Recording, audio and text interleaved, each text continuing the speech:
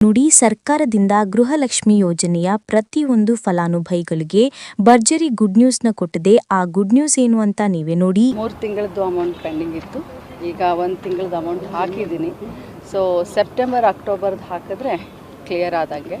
But ಏನು August ದುಡ್ಡಿದೆಯಾ ಅದನ್ನು clear ಮಾಡಿ. ಹೌದು ವೀಕ್ಷಕರೇ, ಗೃಹಲಕ್ಷ್ಮಿ ಯೋಜನೆಯ 3 ತಿಂಗಳ 6,000 ಹಣನ ಫಲಾನುಭವಿಗಳಿಗೆ ಸರ್ಕಾರ ಜಮಾ ಮಾಡ್ತಾ ಇದೆ. ಅದೇ ರೀತಿ ರೇಷನ್ ಕಾರ್ಡ್ ದಾರರಿಗೂ ಕೂಡ ಉಚಿತ ಅಕ್ಕಿ ಜೊತೆಗೆ ಇಂದಿರಾ ಕಿಟ್ನ ಸರ್ಕಾರ ಕೊಡ್ತಾ ಇದ್ದು, ಯಾವ ರೀತಿಯ ಆಹಾರ ಪದಾರ್ಥಗಳು ಯಾವ ಫಲಾನುಭವಿಗಳಿಗೆ ಸಿಗುತ್ತೆ ಅಂತ ತಿಳ್ಕೊಳ್ಳೋಣ.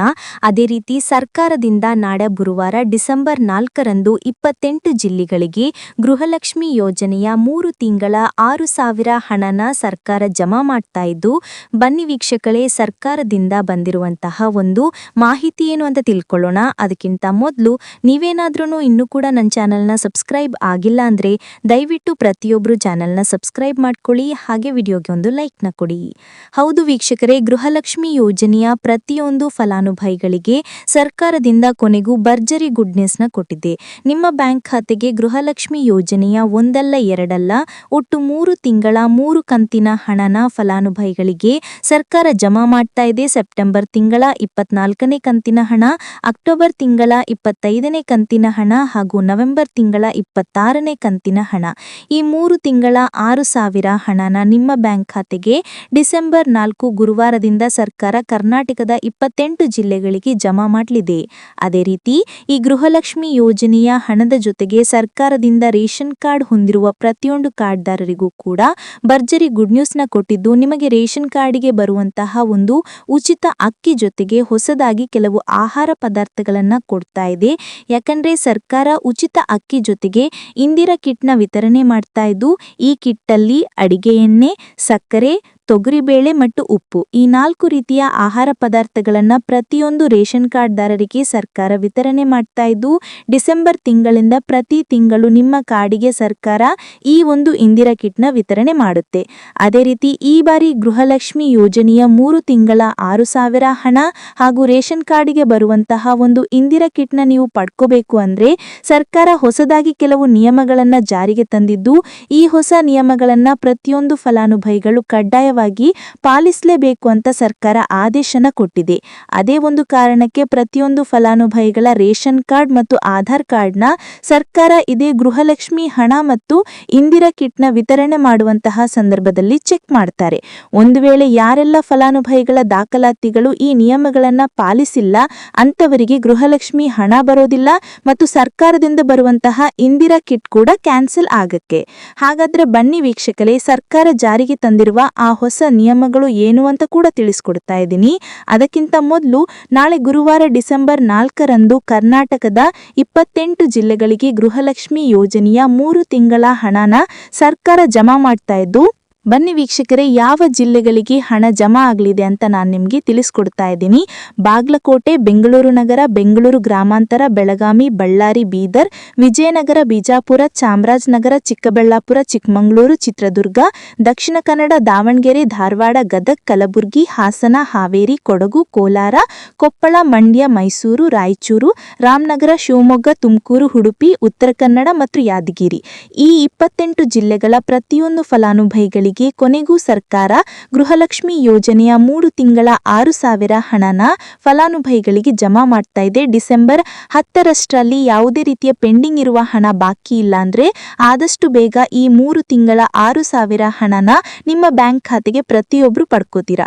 ನೋಡಿ ಸ್ನೇಹಿತರೆ, ಈ ಬಾರಿ ಸುಮಾರು 1 ಲಕ್ಷಕ್ಕಿಂತ ಅಧಿಕ ಫಲಾನುಭವಿಗಳ ಬ್ಯಾಂಕ್ ಖಾತೆಗೆ ಸರ್ಕಾರ ಗೃಹಲಕ್ಷ್ಮಿ ಯೋಜನೆಯ ಹಣನ ಜಮಾ ಮಾಡ್ತಾ ಇಲ್ಲ. ಕಾರಣ ಏನು ಅಂದ್ರೆ ನಿಮ್ಮ ಬ್ಯಾಂಕ್ ಖಾತೆಗೆ ಡೆಬಿಟ್ ಮೂಲಕ ಹಣ ಜಮಾ ಮಾಡುವಂತಹ ಸಂದರ್ಭದಲ್ಲಿ ಸರ್ಕಾರ ಸಾಕಷ್ಟು ಫಲಾನುಭವಿಗಳ ಒಂದು ಬ್ಯಾಂಕ್ ಖಾತೆಗೆ ಹಣ ಜಮಾ ಮಾಡುವುದನ್ನು ಕ್ಯಾನ್ಸಲ್ ಮಾಡಿದೆ. ಯಾಕಂದ್ರೆ ಇತ್ತೀಚೆಗೆ ಹಣಕಾಸು ಇಲಾಖೆ ಜಾರಿಗೆ ತಂದಿರುವ 5 ನಿಯಮಗಳ ಆಧಾರದ ಮೇಲೆ ಪ್ರತಿಯೊಂದು ಫಲಾನುಭವಿಗಳಿಗೆ ಸರ್ಕಾರ ಈ ಒಂದು ಹಣನ ಜಮಾ ಮಾಡ್ತಾ ಇದ್ದು, ಯಾರೆಲ್ಲ ಫಲಾನುಭವಿಗಳು ಈ ನಿಯಮಗಳನ್ನ ಪಾಲಿಸಿಲ್ಲ ನಿಮ್ಮ ಬ್ಯಾಂಕ್ ಖಾತೆಗೂ ಕೂಡ ಹಣ ಜಮಾ ಆಗೋದಿಲ್ಲ. ಹಾಗಾದ್ರೆ ಬನ್ನಿ ಸ್ನೇಹಿತರೆ, ಸರ್ಕಾರ ಜಾರಿಗೆ ತಂದಿರುವ ಆ ಹೊಸ ನಿಯಮಗಳು ಏನು ಅಂತ ಕೂಡ ತಿಳಿಸ್ಕೊಡ್ತಾ ಇದ್ದೀನಿ. ನೋಡಿ ಸ್ನೇಹಿತರೆ, ಮೊದಲನೆಯ ಒಂದು ನಿಯಮ ಬಂದು ಸಾಕಷ್ಟು ಫಲಾನುಭವಿಗಳು ಹೊಂದಿರುವಂತಹ ಒಂದು ರೇಷನ್ ಕಾರ್ಡ್ ಏನಿದೆ, ಆ ಒಂದು ರೇಷನ್ ಕಾರ್ಡ್ನ ನಿಮ್ಮ ಮನೆಯ ಸದಸ್ಯರ ಪ್ರತಿಯೊಬ್ಬರ ಒಂದು ಆಧಾರ್ ಕಾರ್ಡ್ನ ನಿಮ್ಮ ರೇಷನ್ ಕಾರ್ಡ್ಗೆ ಕಡ್ಡಾಯವಾಗಿ ಲಿಂಕ್ ಮಾಡಿಸಬೇಕು. ಅಂದರೆ ಈ ಒಂದು ಲಿಂಕ್ ಮಾಡಿಸುವಂತಹ ಒಂದು ಪ್ರೊಸೀಜರ್ಗೆ ಸರ್ಕಾರ KYC ಅಂತ ಕರೀತಾರೆ. ನಿಮ್ಮ ರೇಷನ್ ಕಾರ್ಡ್ಗೆ ಇನ್ನೂ ಸಹ KYC ಆಗಿಲ್ಲ ಅಂದರೆ ನಿಮ್ಮ ಬ್ಯಾಂಕ್ ಖಾತೆಗೆ ಸರ್ಕಾರ ಮುಂದಿನ ದಿನಗಳಲ್ಲಿ ಗೃಹಲಕ್ಷ್ಮಿ ಯೋಜನೆಯ ಹಣನ ಕ್ಯಾನ್ಸಲ್ ಮಾಡುತ್ತೆ.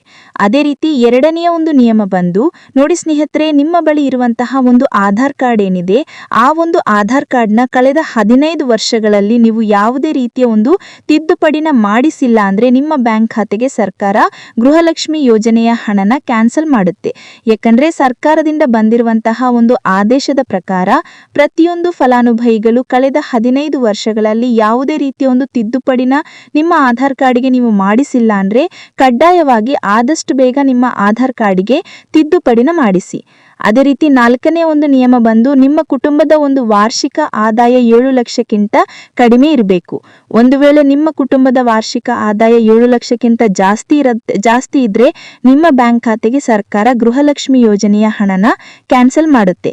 ಅದೇ ರೀತಿ ಐದನೇ ಒಂದು ನಿಯಮ ಬಂದು ನಿಮ್ಮ ಕುಟುಂಬದ ಸದಸ್ಯರು ಅಥವಾ ಗೃಹಲಕ್ಷ್ಮಿ ಯೋಜನೆಯ ಫಲಾನುಭವಿಗಳು ಯಾರು ಕೂಡ ಸರ್ಕಾರಿ ನೌಕರರಾಗಿ ಕಾರ್ಯನಿರ್ವಹಿಸ್ತಾ ಇರಬಾರ್ದು.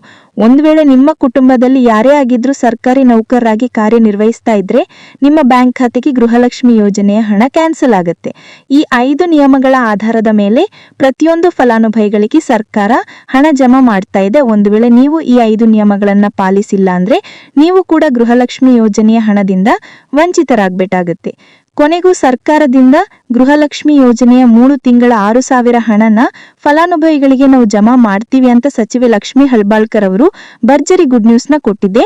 ಡಿಸೆಂಬರ್ 10 ಬರುವಷ್ಟರಲ್ಲಿ ಪ್ರತಿಯೊಬ್ಬರು ನಿಮ್ಮ ಬ್ಯಾಂಕ್ ಖಾತೆಗೆ ಈ ಒಂದು ಹಣನ ಪಡ್ಕೋತೀವ ಅಂತ ಹೇಳ್ತಾ ಇದ್ದೀನಿ. ಇದಿಷ್ಟು ಸರ್ಕಾರದಿಂದ ಬಂದಿರುವಂತಹ ಒಂದು ಮಾಹಿತಿಯಾಗಿದೆ. ನಾನು ಕೊಟ್ಟಿರುವಂತಹ ಮಾಹಿತಿ ನಿಮಗೆ ಇಷ್ಟ ಆಗಿದ್ದಲ್ಲಿ ದಯವಿಟ್ಟು ಪ್ರತಿಯೊಬ್ಬರು ನನ್ನ ಚಾನಲ್ನ ಸಬ್ಸ್ಕ್ರೈಬ್ ಮಾಡ್ಕೊಳ್ಳಿ, ಹಾಗೆ ವಿಡಿಯೋಗೆ ಒಂದು ಲೈಕ್ನ ಕೊಡಿ. Thank you for watching.